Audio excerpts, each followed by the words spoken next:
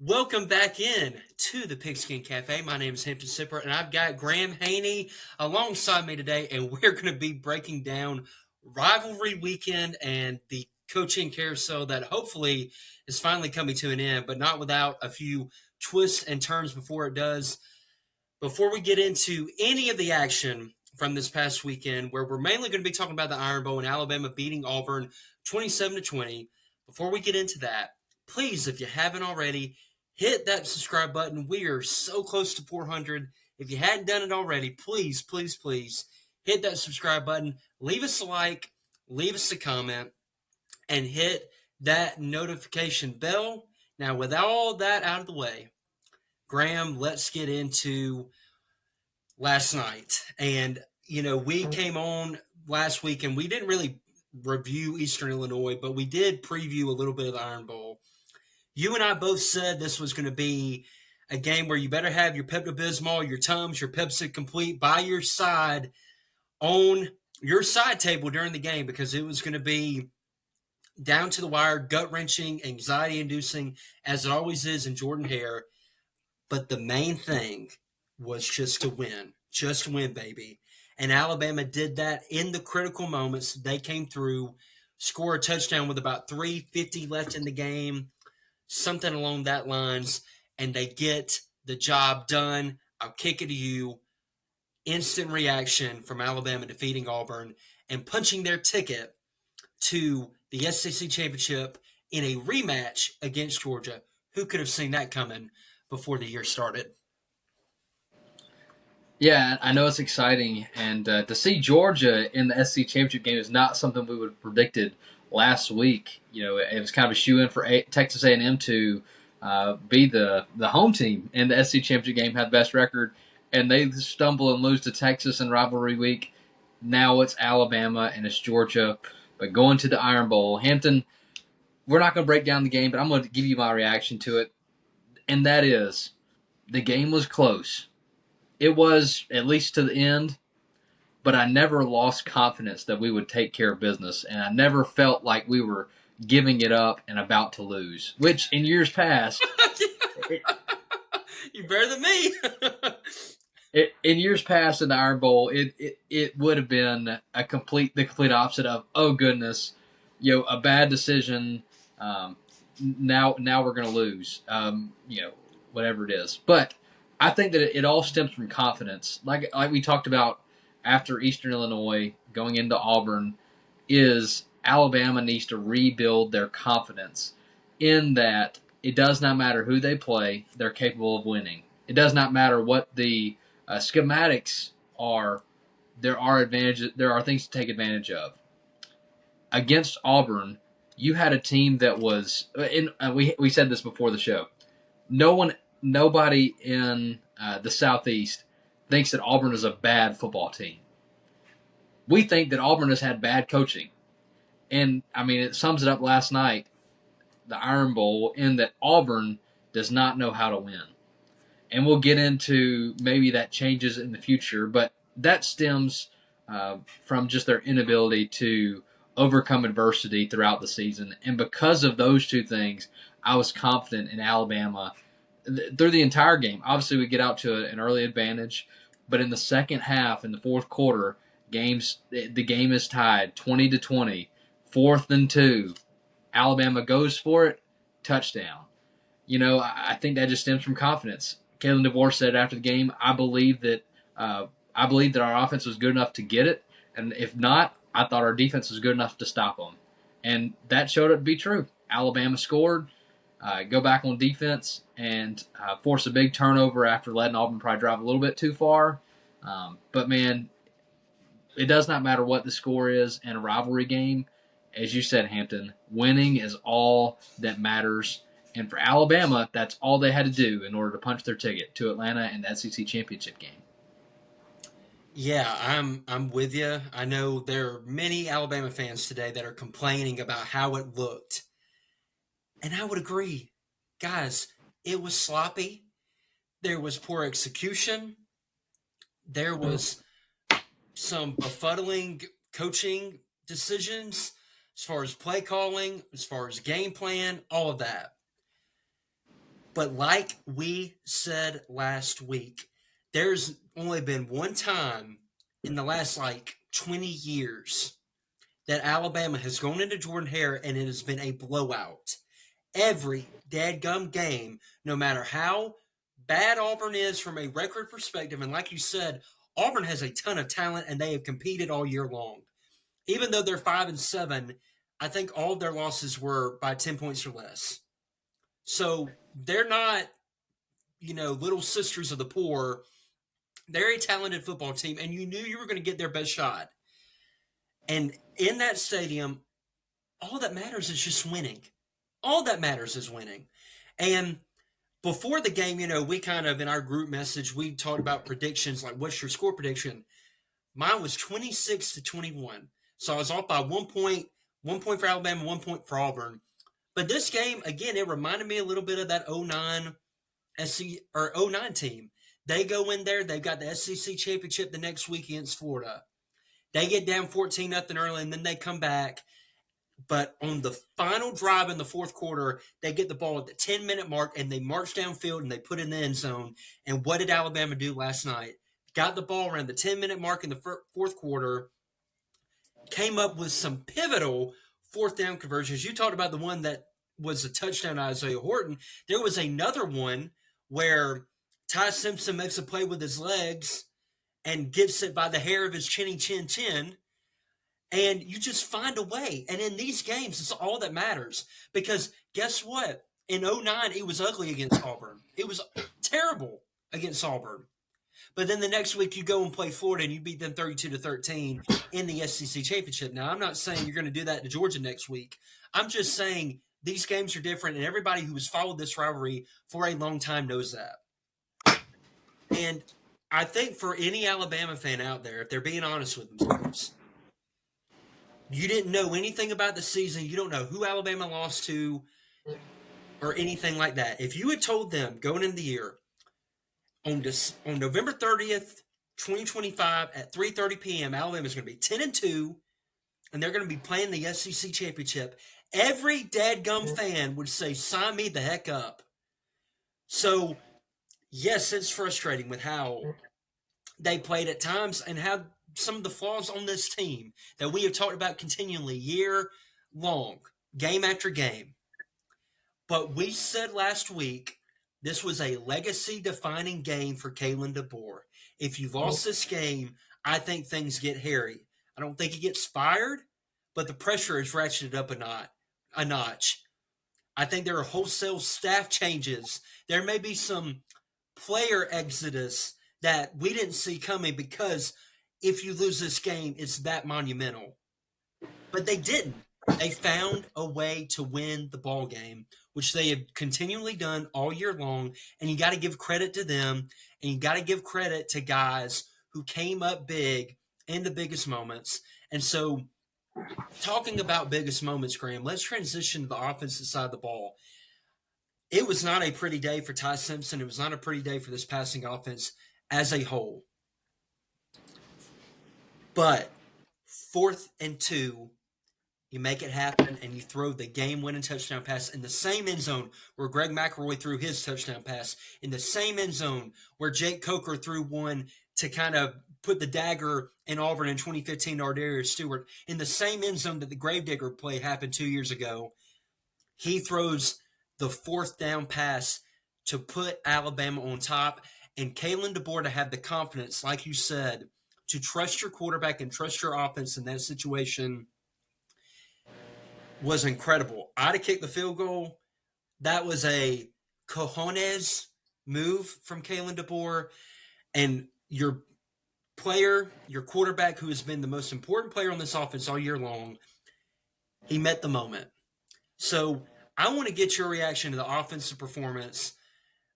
Obviously, again, I want you to touch on the good, the bad. What'd you think of the game plan, the play calling, anything that you want to hit on the offensive side of the ball? Yeah, I think it starts off with Alabama being 3 for 3 on 4th downs. Like whenever the game was on the line, and it was one play to convert, one play to score. this Alabama team shows that you can trust them to take advantage of that. And honestly, for the most part, you can say that that's been true for the majority of the season. A big fourth down conversion against Georgia in Athens that really sealed the deal over there. And Mizzou. But yeah, and Mizzou. I think that when you look at it, there is good, there is bad, and there is ugly. The good aspect, let's start there. Alabama outrushed Auburn, which I do think surprised many people. Had 158 yards. Yeah, me too. Had 158 yards on the ground. I think you look at it, it wasn't necessarily that we were just um, we had a ton of yards, but that Alabama was being, in a sense, efficient, averaging 3-4 yards a carry. We were falling forward instead of getting stopped at the line of scrimmage, and I think it really goes to show that the strength of this Auburn defense was their run game and the ability to stop the run, and Alabama was able to take advantage of that, whether schematically or just anticipation for what Alabama was going to do. But Alabama was able to run the ball, and that really it really helped Ty Simpson, especially on a day where he wasn't at his best self. But I think that's the good. The second aspect of good on offense, no turnovers. We did not lose a fumble, did not throw an interception. Auburn did one of each. You look at that. That's how you win football games. You win the turnover battle. You're going to win the majority of those games. That's the good. I think Alabama was good enough on run the ball, good enough throwing the ball to win. What is the bad? Okay, the bad is Auburn had over 400 yards of offense. And you think about the majority of that offense came off of what I would describe as broken plays. Yep. Alabama has lapses in coverage, Alabama has missed tackles, and Auburn takes advantage of that. I'm not saying that Auburn was not capable of doing that or that Auburn does not deserve credit for the success that they had, but we had missed assignments, missed coverages, which led to 60-yard 60-yard catches. Then we had broken plays where missed tackles led to and bad angles led to 60-yard catches. If you take away those two plays just in itself, the game is completely different. Auburn's offense was fairly stagnant and not really to get a lot going throughout the game, but those big plays help keep them in the game and help give them life, especially later in the game. Malcolm Simmons was, arguably the best receiver in Auburn's wide receiver room yesterday. 100%. but yeah, but the bad, just too many big plays and explosive plays, and I think the issue is that was not they were schemed up correctly, but they were just missed assignments, bad tackles, which could have been stopped and limited, and forced Auburn to actually drive the field, which they did not do a good job of the majority of the game. And then we get to the ugly Mm-hmm. of the game. We've had the good, running the ball, fourth down conversions, the bad, big plays, big plays by Auburn on offense, and big plays given up by Alabama's defense. The ugly does not belong to the Crimson Tide this week. Auburn's inability to catch the football is the definition of ugly football. Whether it is Ashton Daniels' fault, whether it's Auburn receivers' fault, it seems like at the beginning of the game, Ashton Daniels couldn't get it to his guys. Later on in the game, he was getting it to them, and they were dropping it.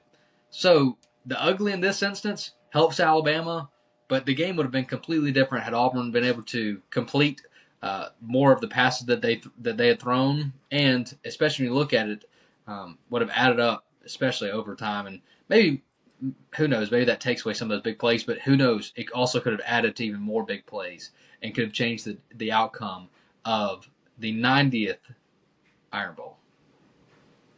Yeah, I agree with a lot of that, Graham. I want to hit on the good first. Definitely want to start on a high note because, again, Alabama did win, and we don't want to come on here and just nitpick every little thing and not enjoy Yeah. the win because again, Graham and I have been around this for a long time, and many Alabama fans have. It's hard to win in Jordan Hare. It just is. It's hard to win the Iron Bowl. So kudos to the team for doing that. The single most shocking thing about this game was Alabama's effectiveness at running the ball.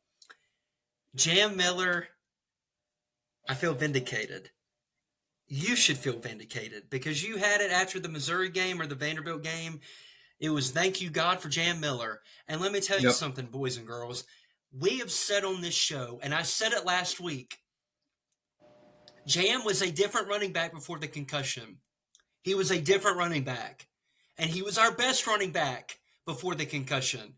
Again, Daniel Hill does a lot of good things when he the ability to take on an oncoming tackle, drag defenders for an extra yards. No doubt about it. But there are also plenty of plays where he leaves yards on the field too because he doesn't see it very well. His vision's not good. He's not putting his foot in the ground, cutting up field, and doesn't have the acceleration, the burst to get through the hole. Last night, you saw what Jam Miller looked like versus Vanderbilt and versus Missouri. He looked confident. He looked decisive. He looked unafraid. And that's the first time that he's looked like that in true competition since that Missouri game. And I just think it's a dang shame that he got hurt and is probably going to be out for this week, if I had to guess, against in the SEC championship game. So now Kevin Riley and him are out. A.K. Deere Mm-hmm. and Daniel Hill are probably going to have to carry the load. And I hate it because Jam was doing such a good job of running through contact, seeing it really well, not going down on the first tackle attempt, which he has been notorious for, and just running like again that he wanted to feed his mama. I loved it. I loved how he was running, and I loved the commitment to the run, especially in that second quarter. And we'll get to why I emphasize commitment to the run here in a bit. But that really helped Alabama's offense because, as you said, Graham, they struggled passing the football. And I think part of the reason that they were more effective rushing it is that offensive line is starting to solidify a little bit. Why it took them until the Oklahoma game to figure out Wilkin, Formby at right guard, and Michael Carroll at right tackle was their best five, I have no clue.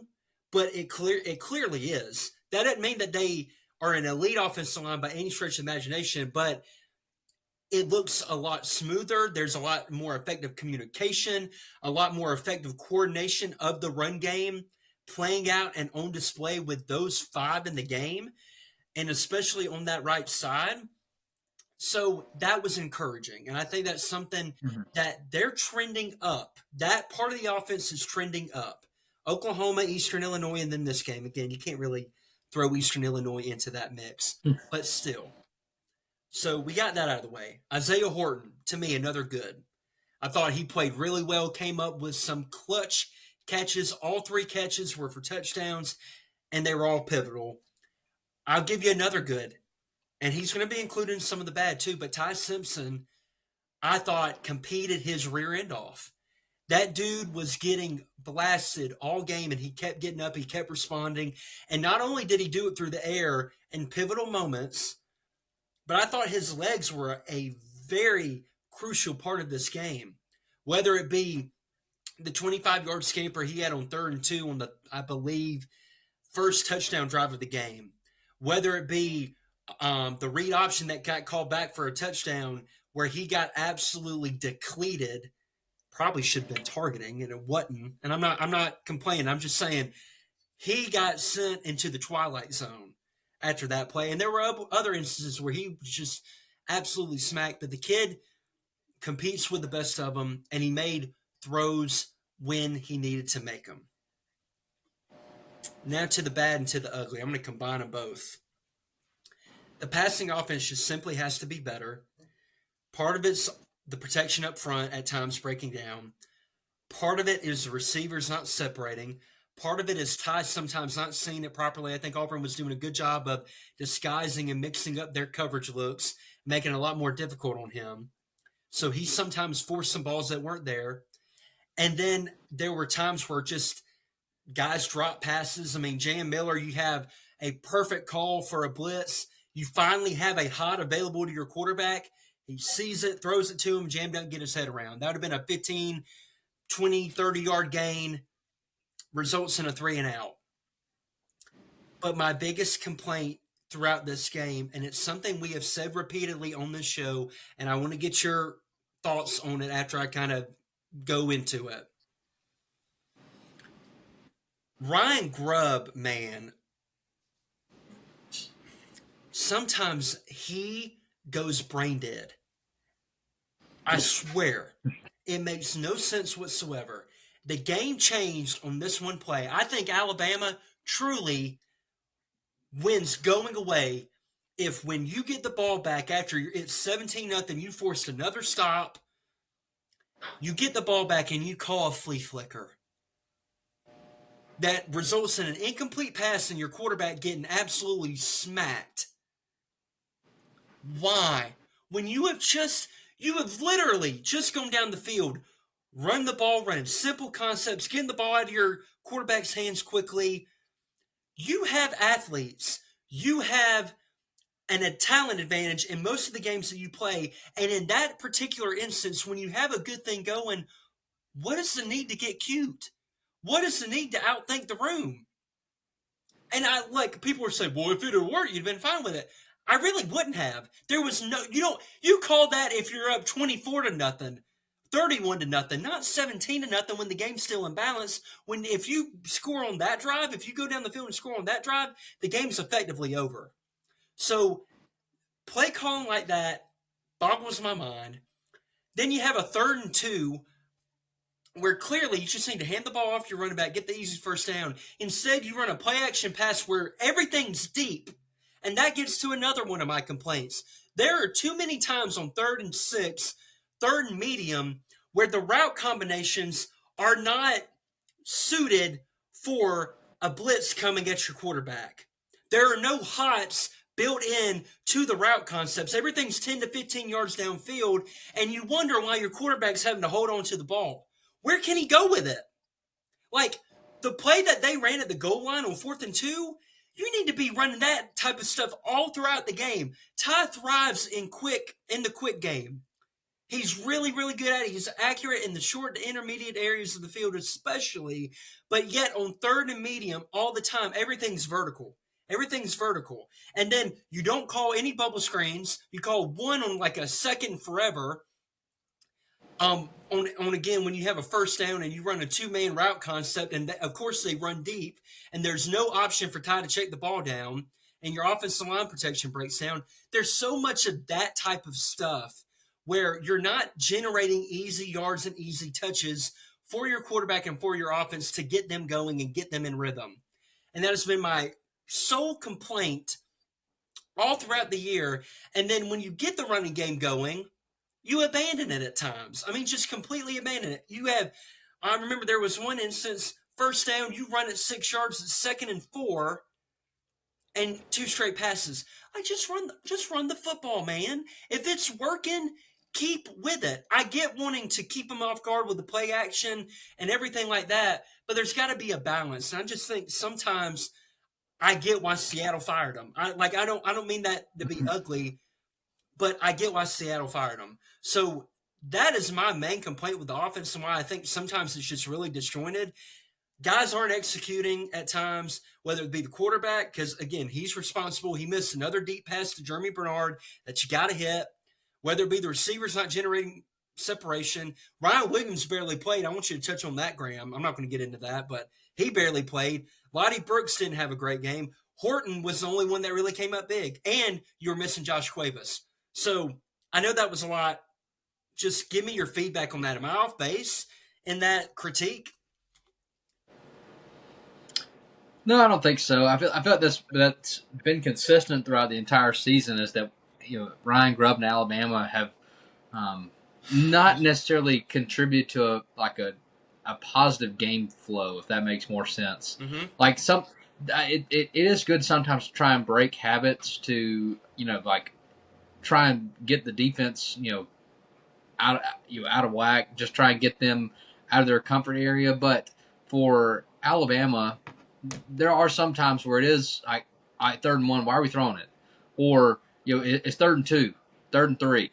Let's hand it off, especially when we've had success running the ball like we did against Auburn. Like, hey, I trust Jam Miller to get me 3 yards before I drop back and expect us not to get sacked. And I think Ty worked his way out of a lot of those last night.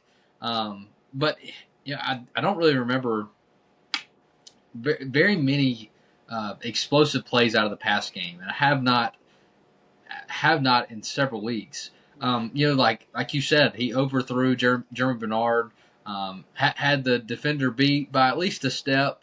He was open, and the throw just wasn't there. Man, I feel like we haven't had one of those big explosives in several weeks, Not and since hopefully, LSU. yeah, and so hopefully, part of that was not that it was intentional game planning, but maybe it was some um, holding back, expecting the SEC championship game to be this week, not wanting to show something else that you haven't already shown. Like you didn't show to Georgia the first time, and to do it again. So all in all, I'll say that I understand sometimes trying to break tendency and break habits, but it feels like it feels like so many of those times that even when we're trying to break habit, we expect that that's what's going to happen. Oh, it's 3rd and 3. We're going to throw it. Yep, we're going to throw it. It is 2nd and 4. Yep, we're throwing it now. We're taking a shot, and it's not there. Mm-hmm. Instead of just kind of working the clock, working the game, and Alabama did a good job of controlling the time possession last night. But it would be nice to the way that it'd be nice to in the way you make and get these 8-10 minute drives is by working the ball on the ground, taking advantage of the play clock. You don't have to get 4 yards, get 6 yards, get 8 yards, get 55 yards. It's okay to drive the ball down the field. There's nothing wrong with that. And I think when you're playing a team like Auburn, that would have in a sense kind of broken their defense and broken their will to say, hey, we stand a chance if you're able to at 17-0 drive down at 8 yards, 6 yards, 4 yards, 8 yards, 4 yards, 6 yards, and just first down after first down after first down, wear them out and drive down the field. I really think that would have been good. I get trying to take a shot there on the flea flicker. I kind of understand that, especially with your lack of downfield passing that you've had the past couple weeks. I think just trying to set that up, but obviously didn't work out and kind of ends up giving the momentum back to Auburn in that situation. So all in all, a win's a win, and we said at the beginning of the show they were not going to be super critical, so we can't be. We've got to just take the win with what it is, and look forward to playing Georgia when, with Georgia, it's hard to beat a team twice. Nonetheless, on the road twice in a sense, both of them in Georgia, and with both teams just as dynamic and talented as they are. Yeah. No, I totally agree with you there, Graham. And I agree that sometimes it's hard to be patient as a play caller when everything is such a slog offensively, where everything's a methodical drive and you want to Mm-hmm. kickstart and get it going. I just felt like at that time in the game, it wasn't necessary. Like you just keep Yeah. on keeping on and keep stringing together plays and continue to have the offense be in rhythm. Last thing I'll say on the offense, and then I want to hit defense really quickly, and then we'll move to coaching carousel. They have got to, and I repeat, got to fix the constant adjusting at the line until the shot clock hits zero. It's continually costing us timeouts, and I know that you trust Ty to do it. There's no doubt that he can do it, and he has the cerebral capabilities to go up there and be the field general, set protections, change plays, all that kind of stuff. But at some point, I think it's a detriment to your offense because one thing when you're doing that, you're allowing the defense to be able to tee off on your snap count better because they know that you have to snap the ball when there's only 1 second left on the play clock. You're not able to do any type of pre-snap motion as a result of that when you're constantly changing things. And I think you're not allowing Ty to really. I mean, he's having to go up there, get back, like get back in formation, snap the ball. Like you're almost speeding him up as a result of having him do all this at the line. Sometimes you got to just realize you have better athletes than most of the teams that you're playing. Trust them to make a play. Like I get there's 8 men in the box. You don't want to run into an 8-man box, but I think that needs to be limited. And I think you need to change up the tempo. I give Clint Lamb credit on this. You need to change up the tempo that you play with. Sometimes you can be the slow, methodical, but then there are times you need to kick in the high gear, get the offense in rhythm, and get them in tempo. But overall, offensively, I agree. You got it done when it mattered. Defensively, Yeah. really quick. If they faltered a little bit last night, I think a lot of that was a result of the offense going 3 and out a few times and putting them on the field a lot. And kind of like you said, Graham, Daniels was just making a ton of plays out of structure. But overall, this defense made plays when it mattered. Bray Hubbard, my guy, Bray Hubbard, he heard you talking, Graham. He heard you Yeah. talking, even though, hey, he did do what you said he'd do. He missed a tackle in the backfield earlier in the game, and he did do that. But he got a pick, and he forced the fumble on Cam Coleman to ultimately win the game. Deontay Lawson getting the fumble recovery was chef's kiss. I mean, the guy's a Alabama native, played in 5 Iron Bowls. He's 5-0. Like, to me, that was just sweet. That was poetic justice. There are a couple other players I want to highlight. Two in particular. Red Morgan played his butt off. I love the way that he plays. I love the way that he competes, the physicality that he plays with. Thought he played really well. But the player of the game to me, other than Bray made the game changing plays of the two turnovers, but Zabian Brown, like when he gets drafted in the first round next year in 2027, this game is going to be at the top of his highlight reel because he had Cam Coleman and Alcatraz. He had him locked up all freaking night. There was one series in particular where he literally made 3 plays in a row to shut Auburn down. It was like he defended Coleman down the sideline, was in complete phase. He comes up and makes a tackle and runs support. And then there was another play where he made a tackle on Cam Coleman in open space. I thought he was flat out freaking phenomenal. And he's been a dang good football player all year long. He's been our best corner all year long. And you don't really hear about him a ton because teams don't throw at him much. But I thought he was fantastic. Thought Dijon Lee had a couple of bad plays. One on the first Malcolm Simmons touchdown. But overall, I thought he played well. Linebackers, Deontay played well. He's looking healthier and healthier. D line overall, I would have liked to see a little bit more from Pierre and Rousseau in this game. Pass rush to me, I think they were trying to contain Daniels and not let him get upfield. But overall, when it mattered, the defense came through as they have pretty much since the FSU game. So I was really impressed with that unit. But I had to shout out Xavier Brown and the dadgum performance that he had yesterday. It was truly, it's as good as it gets as a corner. I mean, truly. Yeah, I agree with you. As we say with rivalry games, and this is true with defense, like the score doesn't always matter, winning matters. And for this game, defense didn't play great. Was advantageous when opportunities presented themselves, or I guess opportunistic would be the the better term there. But had a big fumble, had a big interception, a fumble recovering a big interception, which in a sense changed the game because Auburn was driving down the field to try and tie the game and forced a big fumble on a big hit, which was great. Good job by Bray Hubbard on that. I think the only issue that I would say the defense had, and I do think that it's still like we talked about last week, somewhat hard to game plan for, was that Alabama's lack of pressure on the pocket. There was a lot of 3-man pressures with a spy by a defensive lineman. So I guess in a sense we were kind of not trying to get sacks, more or less just forcing it to make plays. But it'd be nice for this Alabama defense, especially on third downs and things like that, where hey we drop a good blitz, we're able to actually get home with it.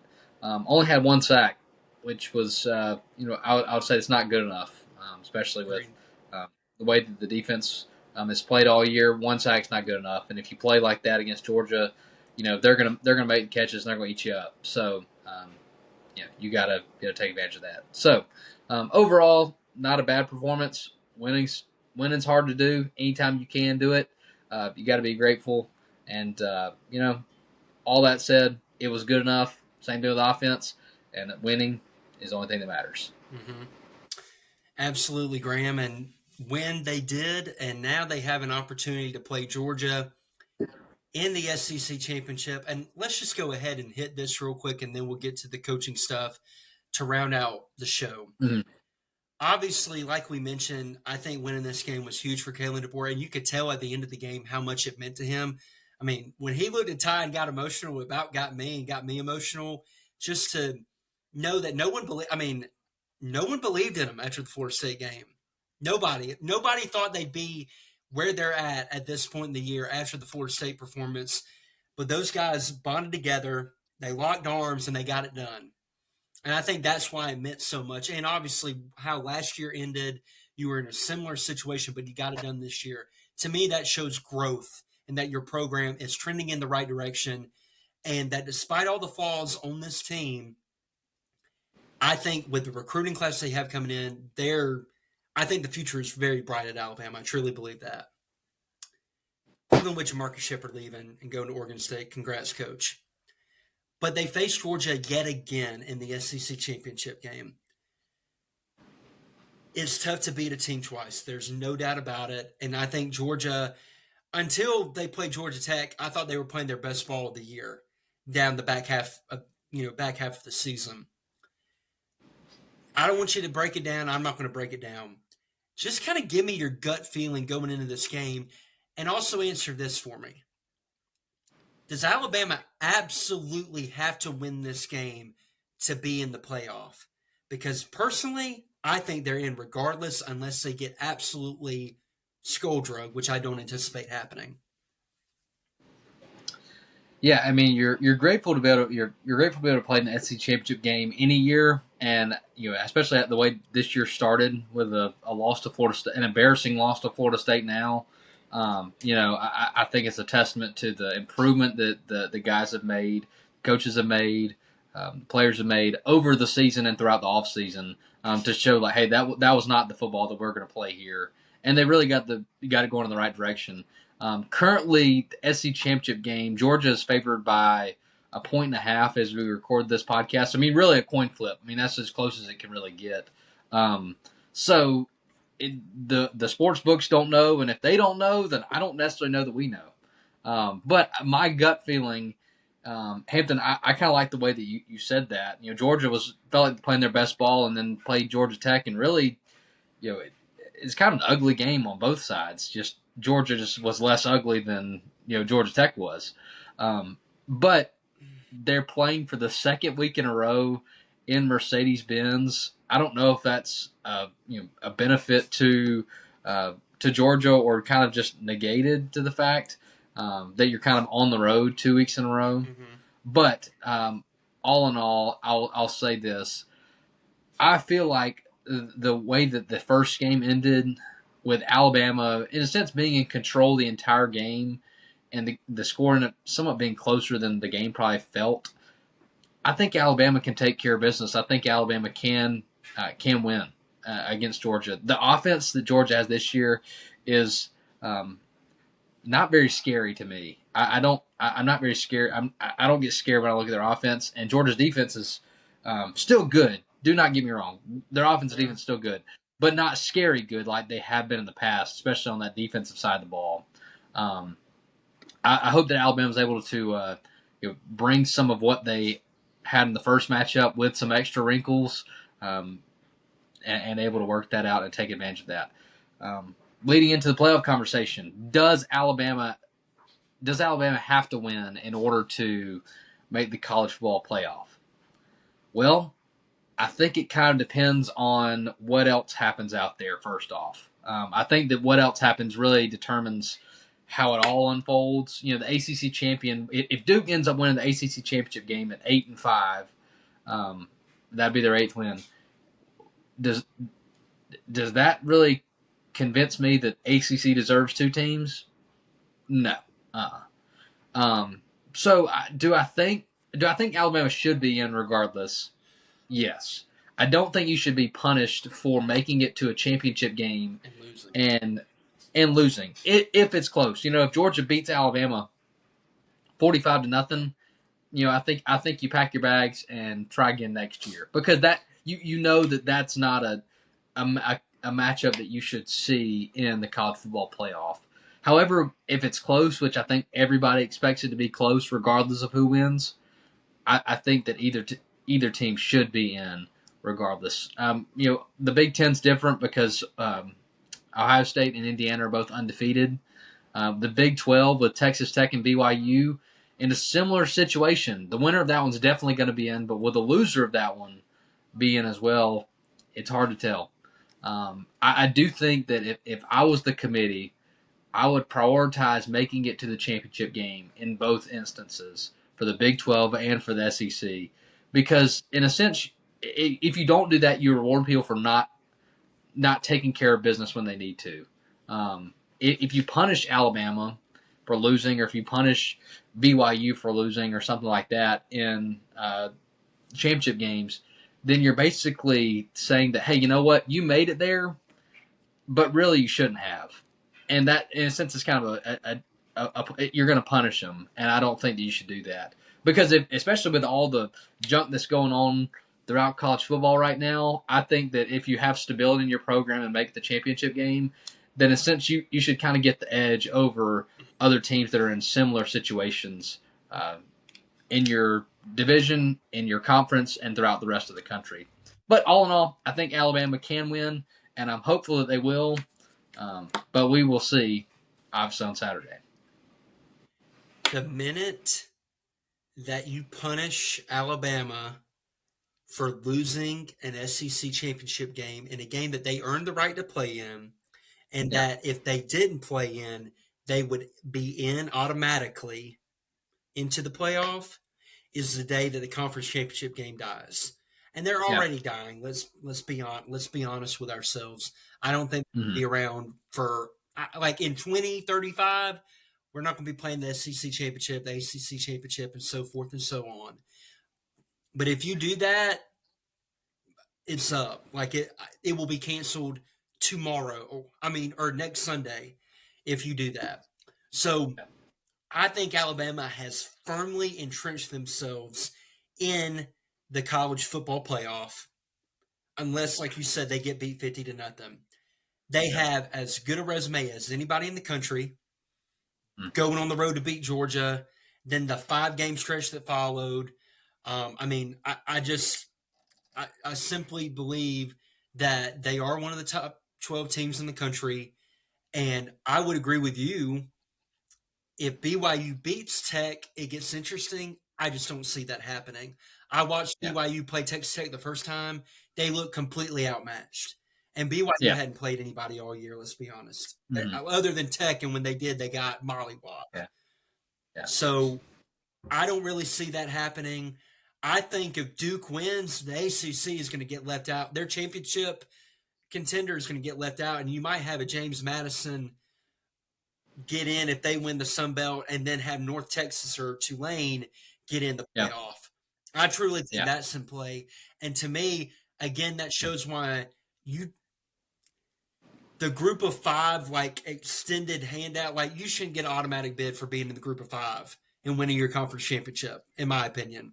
But they didn't ask me before they made up all the rules. But that's kind of Yeah. how I feel. As to the game, Mm-hmm. Graham, I trust Alabama. Alabama has Georgia's number. The only time that Georgia has beaten them is when John Mechie and Jameson Williams went down, and even then, it took not a miracle, but it took all they could muster to beat Alabama. I think Kalen DeBoer specifically, they have a really good gauge on scheming against Kirby, Glenn Schumann, Dane Lanning. That defensive system, they know how to attack it. And so I think they come Mm-hmm. out, I think they win. And I think the conversation about should Alabama be in or out will be at naught because, they will have taken it out of the committee's hands. But going to be a fun game to watch. It is always a high prize boxing match between these two juggernauts, and I can't wait to watch it unfold on Saturday. Any more thoughts on that, Graham, before we move into the coaching search? No, I'm good. I do want to just point out, and this is probably a good segue, that how much the coaching carousel is going to play into the college football playoff committee Yes. selecting and not necessarily not solely selecting but ranking teams going forward. Because let's say that we were to have You know, let's say that BYU beats Texas Tech. Texas Tech's 5. Alabama beats Georgia. Who gets that? Who gets that 3 and that 4 seed, and who gets the It says the bye for week 1. There's a lot at play there. Would it end up going to somebody like Ole Miss? Um, who knows? Mm-hmm. But regardless of that, we can move into coach carousel. Yeah. What a circus. Like I can never ever ever remember it being like this in my lifetime of Mm-hmm. just so many. I mean, obviously coming into it, so many high profile jobs being open, but then how it has all unfolded has just been crazy. And we're going to start with Lane Kiffin, and then we'll kind of work our way down. Obviously, Lane Kiffin, kind of like we talked about last week. I think Graham, you thought he was going to stay, and I was pretty confident he was going to go to LSU. And I'll just say this. And he kind of fooled me. I'll give it to him. He fooled me. The E60, the many faces of Lane Kiffin, the rehabilitated image of Lane Kiffin, it fooled me. He's the same guy. He is the same dadgum guy. He just figured out how to hide it a little better. And I do think there are some changes that he has made for the positive. But at the end of the day, when you're put through the crucible, your true colors come out. And what you have seen the past week, really the past 42 days, has been just an utter crap show. And shame on him for taking what should be the best season in Ole Miss history and completely making it about himself. I know I said that last week, but it really, quite frankly, it ticks me off. Because not only do you go after the egg bowl and say, I got to pray about it and I got to think, dude, you already had your mind made up. He already had his mind. Does anyone really think that at 12:50 last night, whenever the announcement was official and on three said that he intended to coach LSU, that was when he made his decision? No, heck no. This has been done for a while. What happened was that he wanted his cake and he wanted to eat it too. He wanted to say, well, I'm going to take this LSU job, but then I want to be able to coach Ole Miss into the playoffs. You don't get to have the best of both worlds. This isn't Hannah Montana, brother. You don't get to have the best of both worlds, especially when you talk about, I want to, I don't feel like I can compete for a championship at Ole Miss. You literally did that this year. Like, people saying, oh, it's easier to compete for championships at LSU. Yeah, maybe. But the grass isn't always greener. You have a sure thing right now that if you stayed, you have a real chance to make a run. You are at least going to host a playoff game. You have one of the more prolific offenses in the country, and you're going to leave that for LSU, even though Ole Miss said, we'll up your contract to match LSU. We'll up our NIL commitment to match LSU. We'll give you pretty much anything that you want, and it still wasn't good enough. It still wasn't good enough. And then to top it all off, you go and you talk about threatening to take the whole offensive staff with you if they don't allow you to coach the playoffs? What? And you don't have the gumption to go tell your own team that you're leaving in person? Yeah, ladies and gentlemen, he didn't show up to the team meeting when they announced that he was leaving, even though all the players probably already knew it. And the leadership council on that team was ticked off with him. And they went and tried to talk with him and tried to talk to the chancellor because they were upset about how this is all going down. I mean, Lane's going to Lane, man. That's all I can say. And Ole Miss hired Pete Golding to be their permanent head coach. And credit to most of that staff for staying with him at least through the playoff. They may stay down the line, but I think they're committed and they're galvanized to show the world that they're a championship contending team even without Lane Kiffin. But I mean, this has just been an awful look. And people can say, oh, it's the calendar, it's this, it's that. No other team, no other professional, like John Summerall, has a similar situation. And I know Tulane isn't Ole Miss, and there's Tulane and Florida are not rivals like LSU and Ole Miss are. But the way that John Summerall was able to reduce the noise and focus everything on his team. And guess what? He's going to coach through the playoffs, everyone, without the circus. But Lane Kiffin, he did the same crap at Alabama, too. That's why he got fired before the national championship game in 2016, among other reasons that I'm not going to get into here because it's a family friendly show. But this is what he does. And I'm sure he'll do well at LSU, but I think he's going to look back when he's 80 years old, and it's going to be one of the biggest mistakes of his coaching career. I truly believe that. And all he did in this process, too, was he made it difficult for Ole Miss to hire any other coach because all the candidates that they were looking at were already far down the line with these other schools. It was selfish and narcissistic behavior, to be quite honest with you, Graham. Yeah. I heard Paul Feinbaum say it.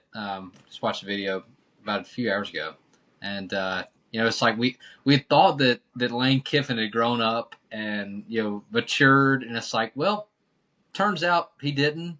Nothing's really changed with that, and man, you feel for Ole Miss right now. Nobody's sympathetic for Lane Kiffin. If anything, it's kind of like making more people not like him.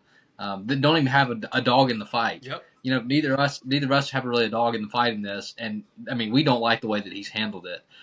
So you feel for Ole Miss just in there, and then what's been forced of them recently. Man, Hampton, you said it. You can't have your cake and eat it too. I mean, just another way to put it. You can't break up with your girlfriend and then still go to prom with her. It doesn't work like that. You're right. You're absolutely right. It doesn't work like that, and for Lane Kiffin to think that was even a possibility is like, what planet do you live on, man? If you're going to leave Ole Miss and go to Ole Miss's rival in LSU, or just in a sense a formidable college football team, and especially one that's not even in the playoff at the moment. They're 7-5. Yeah, you don't get to stay in this office regardless of what the parameters around the program are going to be. You don't get to do that. How does Ole Miss know that you're going to faithfully adhere to and administer your duties that are responsible to you? You can't. You're going somewhere else next year. So who says you're not going to? I mean, you're not going to. You don't think he'd do anything terrible, but you don't know that. And for Ole Miss, if anything, you're making it more about him than you were about Ole Miss, and so you have to choose. If you're Ole Miss, if you're going to leave, you got to leave now. Yep. And I think for Ole Miss, I hate to say the situation has kind of played out in that sense. Ole Miss has had to force Lane Kiffin to make a decision, and then by doing that, it's in a sense kind of changed Ole Miss's trajectory going forward. Not necessarily because Lane Kiffin's not there anymore, but because time had gone on. Like you said, other coaching candidates had gone other places. Now you're most likely going to be in the college football playoff. What's going to happen? You don't know. And I think if you're, looking back, Ole Miss would have handled this completely different. Lane Kiffin probably would have handled this completely different too, because like we said, Lane Kiffin has made it about himself and has taken all the spotlight away from Ole Miss's season, the Ole Miss players, and everything that they've done and all the success that they've had. And then ultimately tried to blackmail the athletic director into, you're either going to let me coach the playoff game or I'm going to take the rest of the coaches. And it's like, you can't, that's not how this is supposed to work. You're getting paid $100 million. I don't know if they've announced his contract at LSU, but it's going to be $100 million, I believe. I was going to say $100 million. Yeah, I was going to say $100 million. He's getting paid $100 million, and let's not. The assistant coaches at Ole Miss are still making fine money. They're not out and left out with no place to stay. But most of those assistant coach contracts are for 1 year, for 2 years. If they leave now, then who knows what's going to happen. So, and I think that the assistant coaches have done a good job realizing that the duty is to the team and to the players that have worked so hard this year. And so, man, I think that the way that Lane Kiffin did it the first time was bad. And he said, you know what? Hold these. I'll do it even worse than that. And what has unfolded now, really is just kind of I mean, truly a bleep show. Just if you're LSU at this point, I know you're excited, but you kind of now you got the enemy of college football in Lane Kiffin, in the way that he's finalized his time at Ole Miss and kind of become the villain of college football. Well, he has made what he did at Tennessee look like child's play. Yeah, I mean, like that look situation. like rec ball. Like, hey, Yes. I'm you know what, you know what, I'm quitting. Okay. Yeah. Well, I mean, not only that, you you are like, oh, I want to build a bridge and try to coach the team while simultaneously burning it. Like, Yeah. what sense does that make? And then after the Egg Bowl, and then before the Egg Bowl, you talk about this new generation. They're all about their NIL and all they're about their money, so they understand my situation. They understand, bro. Look, we're not dumb. We know that a lot of these players, NIL is very much a factor for them. But there are plenty of them. I would say 80 to 90% of them that went to Ole Miss because they love Ole Miss and they want to be a part of that team together. Yeah. And it is more than just, I'm a hired mercenary. Like they truly Mhm. love Ole Miss and have become engrafted and ingratiated in it. And to basically Yeah. pin, oh, well, the kids are different, so they don't mind what I'm doing. Like, I mean, it just makes me feel icky to be Yeah. honest. The whole situation is just reprehensible. I mean, like, Yeah. and last thing I'll say, and then I'll kick it to you for the final word on Lane Kiffin. Mhm. Tennessee, he did this to you. Ole Miss, he did this to you. LSU, why in the heck do you think he won't do this to you at some point?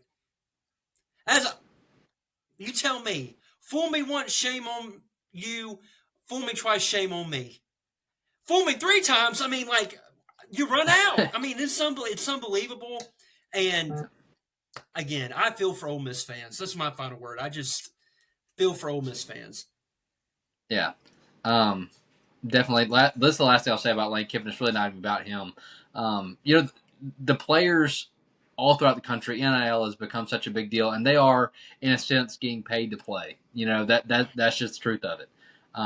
But after they strap in and put on those Ole Miss colors, or the Alabama colors, LSU colors, whichever team they play for, it's more than about money after a while. That's part of your family, the people that you've been living with and going through life with for not only one football season, but several football seasons. And so it is more than NIL is important, but it is more important than that. And I imagine that the players, are ticked off with Lane Kiffin because he basically quit on them. He didn't quit at Ole Miss; he quit on them. He did. They had their best season, had the chance, had just as good of a chance as any other team in the country to make a run in the college football playoff, and he quit on you Mm-hmm. and chose somebody else. He broke up with his girlfriend, still asked you to go to prom because the other person didn't have an invite. Didn't have an invite. And that's just sad. So. Man, I agree with you, And Hampton. It just kind of makes you feel icky, feel bad for Ole Miss. I hope that Ole Miss has better days ahead, and that the best is yet to come for Ole Miss. Not because I want Ole Miss to do well, but you hate when people get screwed, mm-hmm. and Ole Miss got screwed. Mm-hmm. And not only did he break up with him, it was the equivalent of breaking up with them the day before Valentine's Day. Yeah, That's what Lane Kiffin did. And I'm with you. Pete Golding, best of luck to you. I hope you prove them yeah, all wrong. And I can guarantee, I don't know what the date is next year, but LSU travels to Oxford, Mississippi some point next fall. And that is going to be an absolute and utter you know what show. And I'm going to be yeah, having my popcorn pop and watching every yeah. minute of it, just soaking it up. So let's move Right. on to the other two hires of the day, and we can these are in a way interlinked. These two hires, Look, three, there's three of them. three of them. Yeah, Okay, are you talking about Arkansas? yeah, yeah. I Okay, mean, just since yeah. that one's kind of combined in there too. Yeah, So, well, I just kind of lay out what happened. Obviously, everybody knows Arkansas hired Silverfield from Memphis. Auburn hired Alex Golesh, which was a huge shock because many, including many Auburn fans and insiders, thought they were going to promote DJ Durkin. I think that changed at the last minute. And Florida hired John Summerall. So we can grade each hire individually, but I think it's just more fun to ask this, Graham. Who got it right?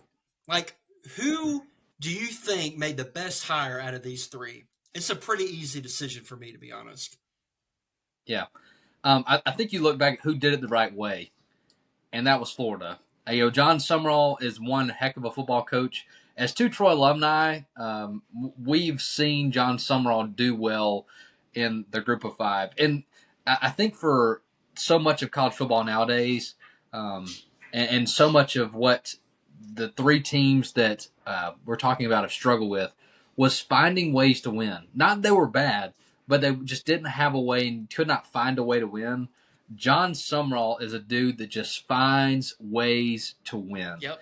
And that is, you cannot teach that. You cannot coach that. It's just ingrained in you. And I think that John Summerall is a great fit at Florida. He would have been a great fit at any of these places. Let's just put that out there. Yes. Because he is a hard nose, in a sense, you could consider him like a mouth breather, just a meathead of we're gonna go out there He's a and football we're guy. gonna put it all we're gonna go out there and put it all on the line. But because of that, the players want to play for him, and they play hard for him because he can coach them hard. Because in a sense, it is more about it's more about the team and the game and the way that it's supposed to be played and doing things the right way that it adds up and ultimately helps you win. I think that Florida did it the right way.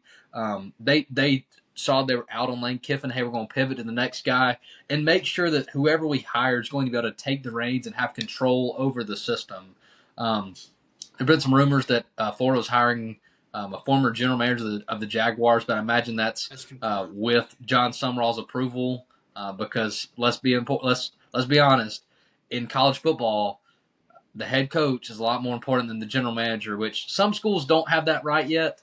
But I think Florida got it right. Summerall's a good coach, good hard nosed guy, and I believe that if Florida gives him time to build a winner, that he's going to. He's not the same kind of person that Billy Napier is. I know that a lot of Florida fans are, not excited because it's another Group of Five coach from Louisiana that's getting the job. But if you give John Summerall time, he's going to put together a great staff, and he's going to bring in good players. They're going to prove themselves on the field, and hopefully, bring Florida back to what it has been in the past. Hampton. I want to hear your thoughts. Who got it right in this carousel? The three teams: Florida, Auburn, Arkansas. Who got it right? And then after that, shift to not necessarily shift to who got it wrong, but who ended up with the right person, but it might not have been the right way. Okay, that's a good way of putting it. I'm with you. I think John Summerall is a home run hire. And I talked to a guy at church this morning. Shout out, Philip. Love you, brother. But he's a Florida fan. And they have PTSD about Sunbelt Billy. And they think this is going to be Sunbelt / American Athletic John. And I'm telling you right now, ladies and gentlemen, John Summerall is different. I like Billy Napier a lot. I talked about him on this show. I didn't think Billy Napier was an awesome head coach, but I did think it was a testament to him that his teams never quit on him, and they fought and competed their tail off, and they were a physical team. They weren't always the most well coached, and schematically, especially on offense, I thought they left a lot to be desired, and they made critical mistakes at critical points in the game, especially from a penalties perspective. I don't think you'll have that with John Summerall. I think John Summerall is in the mold. I'm not saying he is this. I think he's in the mold of a Kirby Smart, of a Dan Lanning. I think he's that type of guy. You talked about, you use the word meathead. I just want, he's a football guy. He played football in the SEC. He's worked his way up the ladder. He's a defensive-minded, tough, hard-nosed coach who has won in every place that he's been. When he went to Troy was not in a good way. Chip Lindsey had run that place into the ground. and I may be being a little hyperbolic, but it wasn't good. Took him to No, it two was Sun not Belt good. championships. Took him to two Sun Belt championships. He goes to Tulane. They win it his first year, and then this year they're in the American Conference championship game again. And I want everybody to put this into perspective. He lost his quarterback from last year, Darian Minson, To Duke, to yeah, Duke. to Duke. He lost him, and they only returned four starters from last year's team. And he has them back in position to do it again this year. And the American is a Mm. better conference than the Sun Belt. So I think this is a guy that, yeah, there might be a time or two where you're going to have to go through some growing pains with him. But I think you have figured out and settled on the guy who is going to take Florida back to where they belong. Because let's be honest, Florida um, has not been what Florida should be in 15 years since ever since Urban left. Really, you've had moments, a season here or there, but it hasn't been consistent. I think Summerall is going to do a heck of a job. I think he's going to have do a fantastic job from a player personnel perspective, getting the right people in the front office there. I think it's going to be really critical to nail your offensive coordinator hire, your defensive coordinator hire, which he talked about in his statement that at Florida it is a must to have a high flying explosive offense. That is what when they have been at their peak, that is what they've been known for. I think Yeah, he'll follow through on that promise. And honestly, I'm excited to see what he does. And if he can keep some of the talent that's on that team, they can compete next year. I'm not saying compete for a national championship, but I think they could be a really good team in 2026 with him at the helm. yeah. Hey, let me correct one thing you said. Okay. Last year, Tulane lost in the American Conference Championship game to Army. Oh, So that made it to the conference championship game, four but did straight not years. win. Okay. Would like to change that this year and win that American Conference before he embarks to Gainesville in the SEC. Thank you for that correction. I You're appreciate welcome. it. But still, even making it 4 years in a row Yeah, is impressive. And this segues into your other question. I don't even. I'm going to be honest with you. The Arkansas hire, I don't even want to really talk about it. I don't think it's a good hire at all. I think he had yeah, better options out there.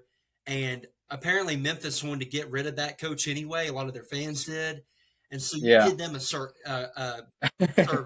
yeah, by getting rid of yeah. him. I think that is an uninspired hire.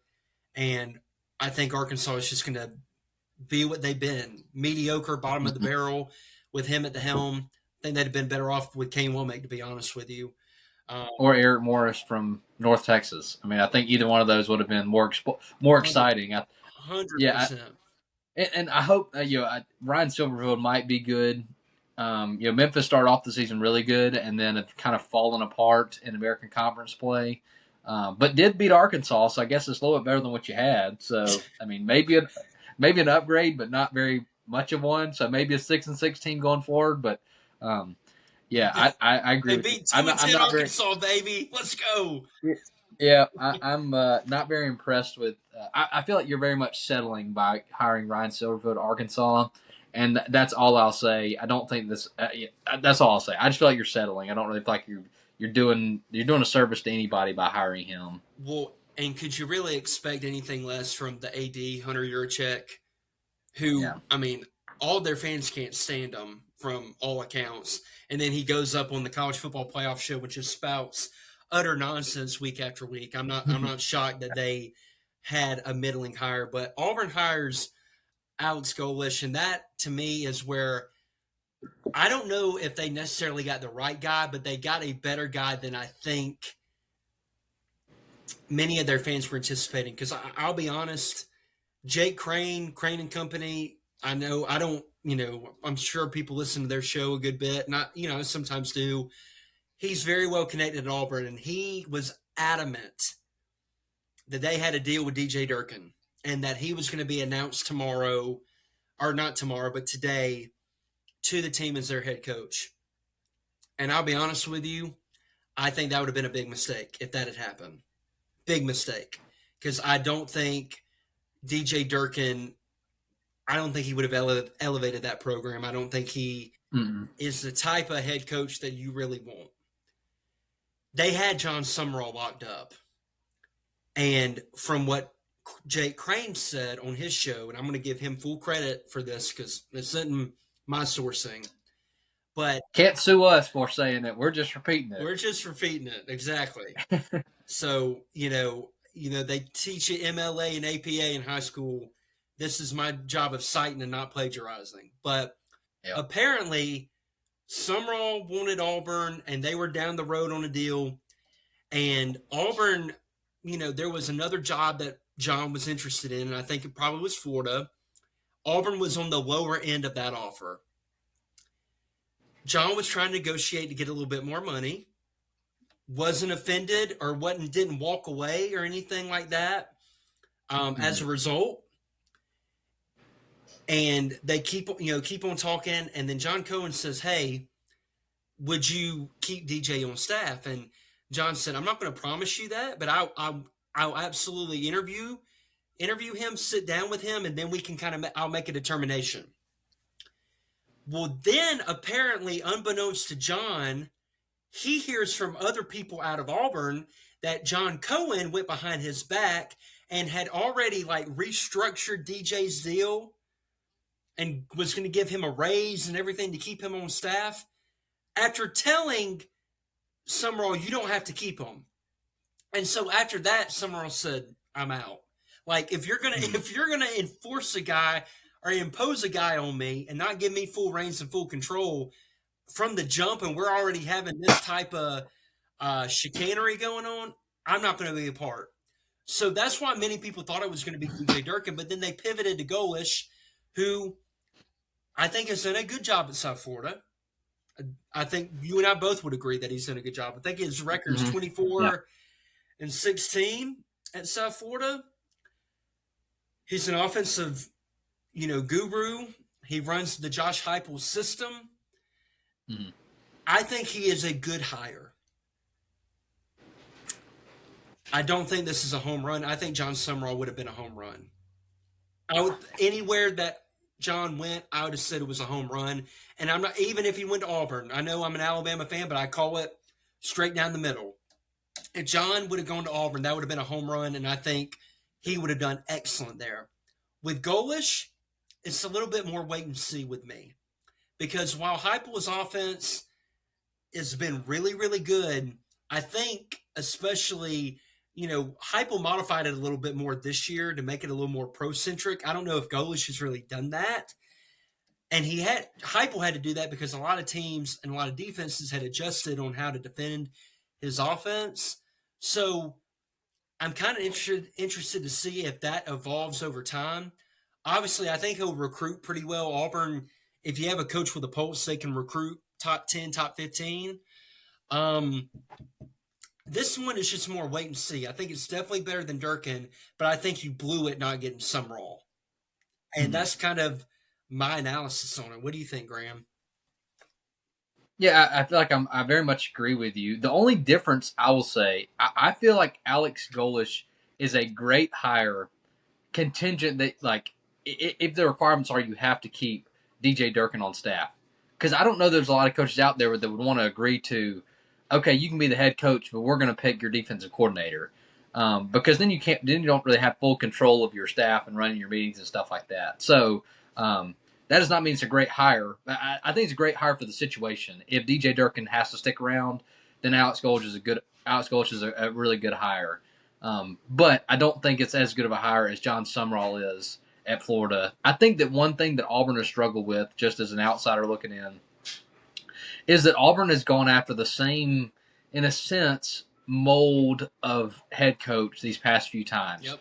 And I think that John Summerall would have broken that mold. Gus Malzahn, offensive guy. You go to Brian Harsin, offensive guy. You go to Hugh Freeze, offensive guy. And all these guys have top offenses in the country, have great recruiting, things like that. But one aspect that none of them had that Auburn's been missing is that they need a CEO to be the leader, not just the play caller. And I think that's what Auburn has kind of gotten wrong over the past few times, uh, and why they've been so disappointed with the results is that they're expecting they're expecting the salesman to be the CEO, and they're very different things. They're Mm-hmm. very different things because they require different mentalities, different skill sets, different talents, and obviously the results will be different for success based off of those. And so, like I said, I agree with you. I think John Summerall would have changed the mold, would have been a good shakeup that Auburn kind of needed, Yeah. and a guy that is a CEO but a defensive minded person. Then to have an offensive minded coach that's and has an average offense, to then end up having a great defensive coordinator that everybody wants to hire, that everybody wants to make the head coach. And I think that for Auburn, it's just the same, not, I mean, it's a newer toy, but it's still the same toy, in a sense. So Mm-hmm. I hope that Alex Gold should do well, and I definitely think that he'll do better than Hugh Freeze did. But I don't know if he's a championship level coach Mm-hmm. like John Summerall Mm-hmm. is. But ultimately, we'll have to wait and see. Yeah. And I'm with that. And I will say this: talking about the mold thing. He's another guy that he's given Alabama fits the two times that they played.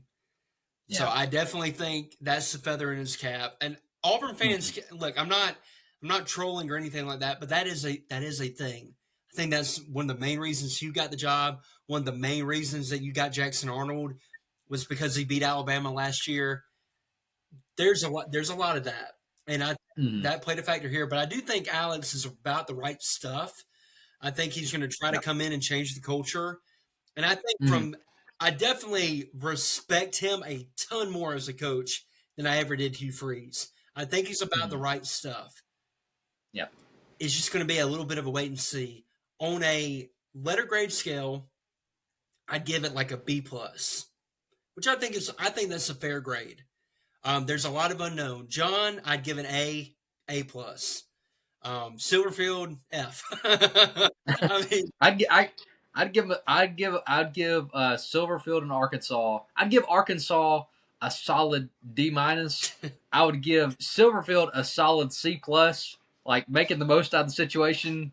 I would give Golis a solid B, and then I'd give John Summerall probably a B plus or A minus. okay, Just simply for the fact of none of those guys have proven experience at at this at level, the SEC level, yeah, and that's nothing against them. yeah. But at the end of the day, that you don't have that's not required to win. So, Hmm. out of all those guys, surely one of them's going to work out. Surely one of them's not going to work out, and surely one of them we'll just have to wait and see. And I don't know if it'll be the ones that we thought it would be, but who knows? That's the thing, man. When you play Russian roulette, sometimes you hit, With sometimes Alex, you don't. is that a specific pun at Alex Golish the Russian? That was not. That was unintentional. I'm just that good. Yeah, That just takes me back to eighth grade health class. In a completely different forum. I'll just yeah, say that when I think of Russian roulette. yeah, But it's been a crazy cycle. Now we got to look and see who Penn State is going to hire because that's the next big domino mm, to fall. And you never know, there might be more chaos on the way because it's been yeah. that I, tight I, of I college football season. I saw a report that Florida State was thinking about firing Mike Norvell after losing to Florida. Are you So real? we'll see.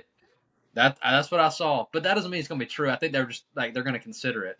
Because anyway, Jonathan Smith's out at Michigan State. I mean, this is literally And I mean, literally a flip flop of coaching of coaching searches. Like this, the people that were looking for coaches 2 years ago are back doing it again.